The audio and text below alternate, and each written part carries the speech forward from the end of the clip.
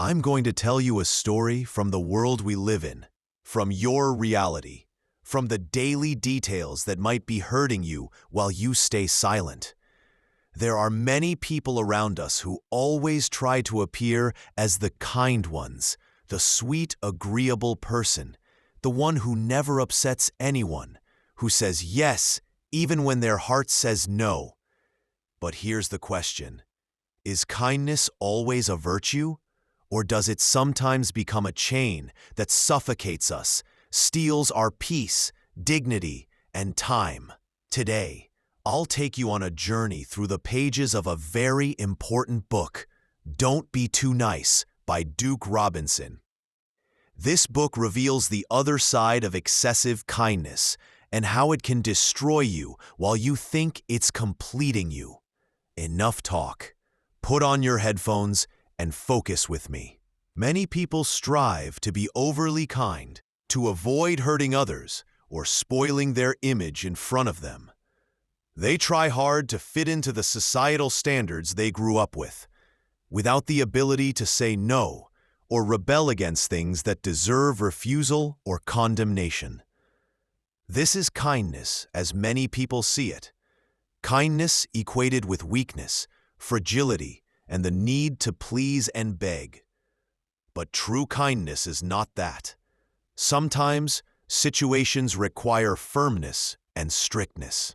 If you are one of those, or part of their kindness, this book is made for you because it frees you from psychological paralysis and awakens your will to understand kindness differently.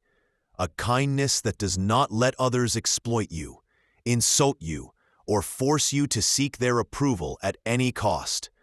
Don't Be Too Nice by Duke Robinson. Don't Be Too Nice by Duke Robinson. People naturally seek perfection in everything, trying hard to appear flawless without accepting human limits and mistakes. We are bound to imperfection, not because we are evil, but because it is our nature. So appearing perfect goes against the basic human and natural laws that govern our world. Some imagine that this flawless appearance is a kind of kindness showing our humanity, doing things without errors or fear of criticism, which actually destroys achievements. In the end, what matters is the effort, because no matter how hard we try to be perfect, we can only reach a small fraction of relative perfection. True success is not perfection, but the moments and efforts we make, and that is what makes us proud and unique. When we manage to complete our tasks, we rejoice not because our projects are perfect, but because we gave our best. Similarly, people overwhelmed by fake kindness think they must do more than they can, working long hours or doing things they don't master just to gain approval. Such people drain their mental and physical energy, leading to exhaustion, anxiety, sleep problems, and mental distraction. They become like circus performers juggling balls with no strength to control their life, or like a ship overloaded with cargo ready to sink anytime. Kindness is not about exhausting ourselves. That's foolishness. If you exhaust yourself, the result will be inner anger and dissatisfaction with what you achieve, which lacks motivation and joy. The desire for perfection makes us feel inadequate, and kindness is not about carrying unbearable burdens. A kind person falls into a trap of kindness that turns them into easy prey for others who exploit them worse than they imagine.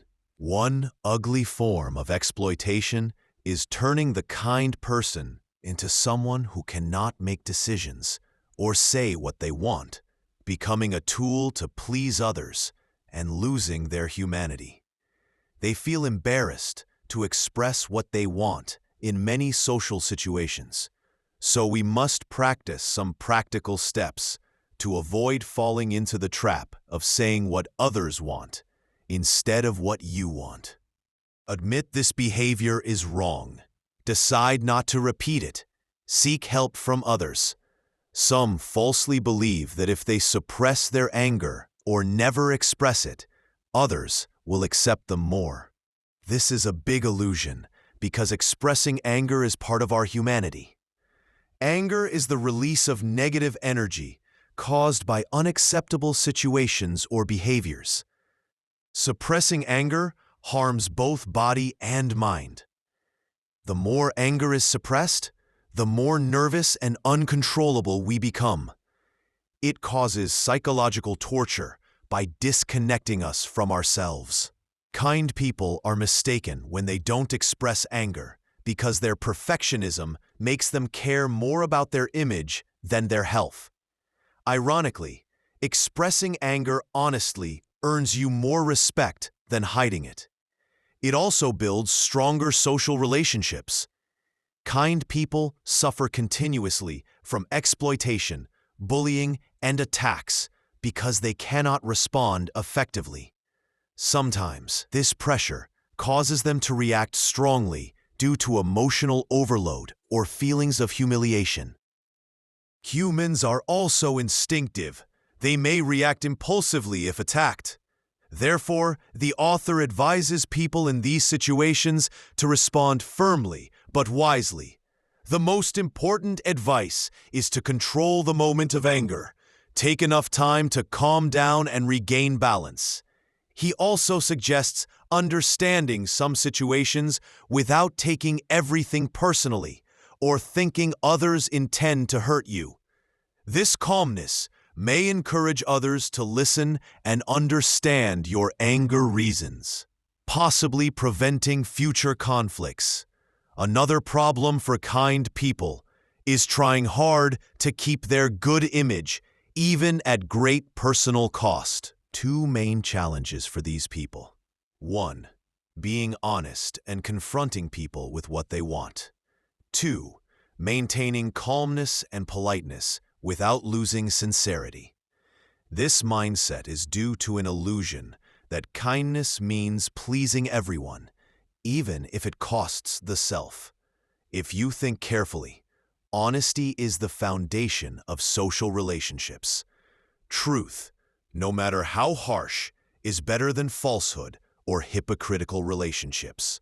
Here, you must rethink your mindset, reconcile with yourself, and rebuild relationships based on respect, truthfulness, and kindness without illusions created by social hypocrisy. The problem is not the truth itself, but the belief that politeness is better than honesty. Reactive anger narrows communication possibilities, and honesty in dealings is much better than hypocritical politeness. Sometimes kind people become like children, giving advice everywhere without considering other situations.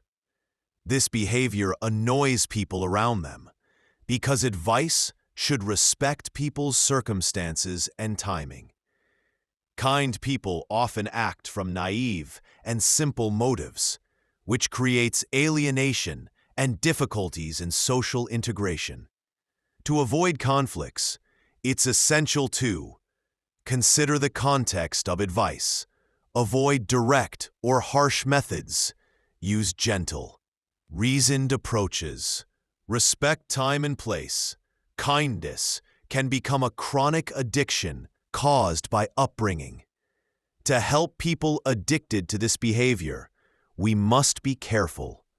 Forced attempts to fix them can make things worse psychologically.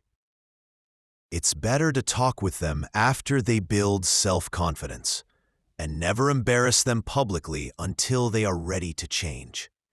Excessive kindness is a kind of addiction, and direct advice often pushes people further away. In the end, kindness is a beautiful trait, but only when it's balanced. Be kind, respectful, compassionate, but don't let anyone exploit you. Express your anger, be honest. Don't overburden yourself to please others. If you fall into the trap of excessive kindness, take your time. Learn to say no. And always remember, not every smiling face is sincere, and not every silence is wisdom. Live with your humanity, not a fake image for others.